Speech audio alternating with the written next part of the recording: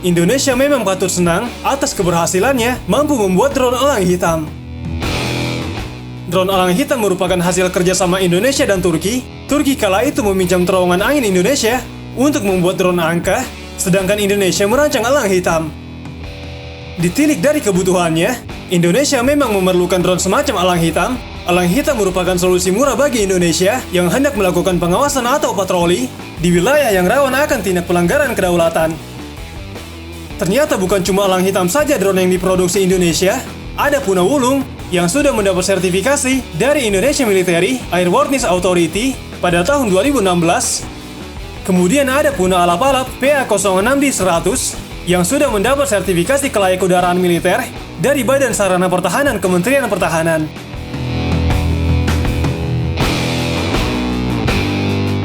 Indonesia memang sengaja mengembangkan kemampuan drone karena di masa depan, perang udara bisa ditentukan oleh pesawat tanpa awak ini.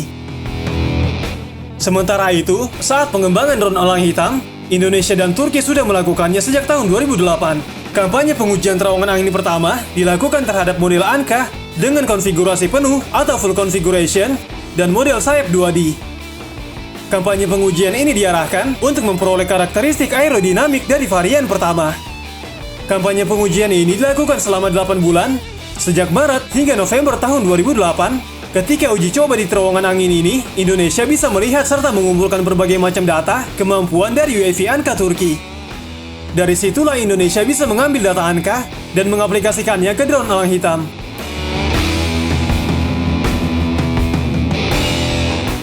Kemudian pada tahun 2015, Turki meminjam lagi terowongan angin milik Indonesia.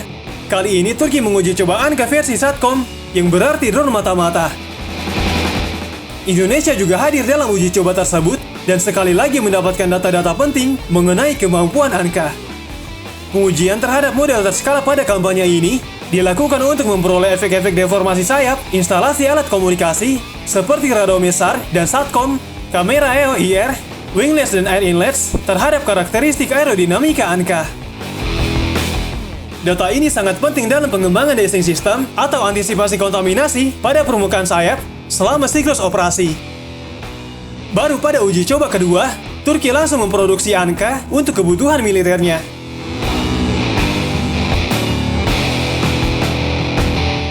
Turki kemudian mengirim Anka dalam operasi militer perisai musim semi di Suriah pada tahun 2020. Anka yang lahir karena peran Indonesia ini dikirim bersama Bayraktar TB2 untuk melawan pasukan Assad. Performa Anka sangat memuaskan saat berada di Suriah. Pujian lantas diungkapkan oleh Vice President Turkish Aerospace untuk Corporate Marketing and Communication, Tamer Uzmen, kepada Indonesia. Berkat ILST Indonesia, Turki bisa mempunyai drone secanggih Anka. Sedangkan Indonesia bisa membuat drone elang hitam yang kemampuannya tidak jauh beda dengan Anka. Kemampuan drone elang hitam sedikit banyak sudah diketahui. Drone ini mampu beroperasi hingga 30 jam non-stop dengan jarak jelajah mencapai 23.000 km. Ia juga mampu dibekali senjata untuk misi close air support secara terbatas.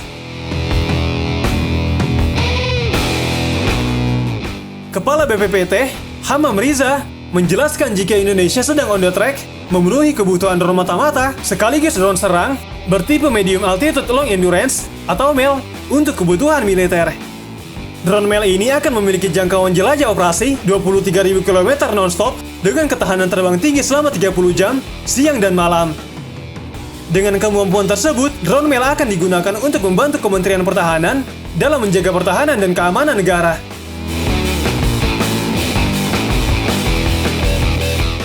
Jika dilihat sekilas, drone elang hitam nampak mirip dengan CH-4 Rainbow buatan Cina.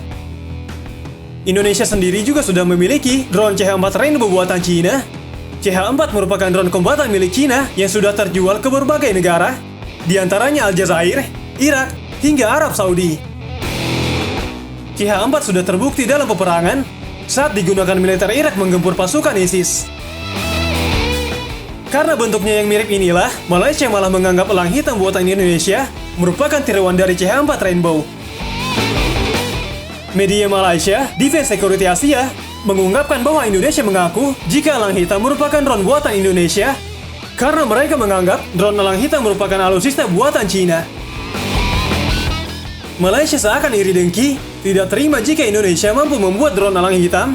Malaysia menganggap demikian karena mengira Indonesia bekerja sama dengan China dalam pembuatan drone.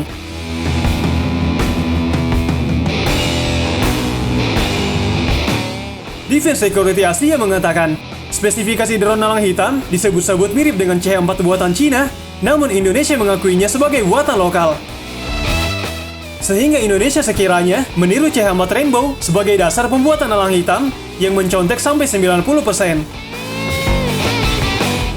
Defense Security Asia mengatakan, Indonesia juga menjadi incaran perusahaan Cina yang menawarkan transfer of teknologi sehingga kedua negara mampu memproduksi drone mereka sendiri yang 90% merupakan tiruan dari drone asli Cina.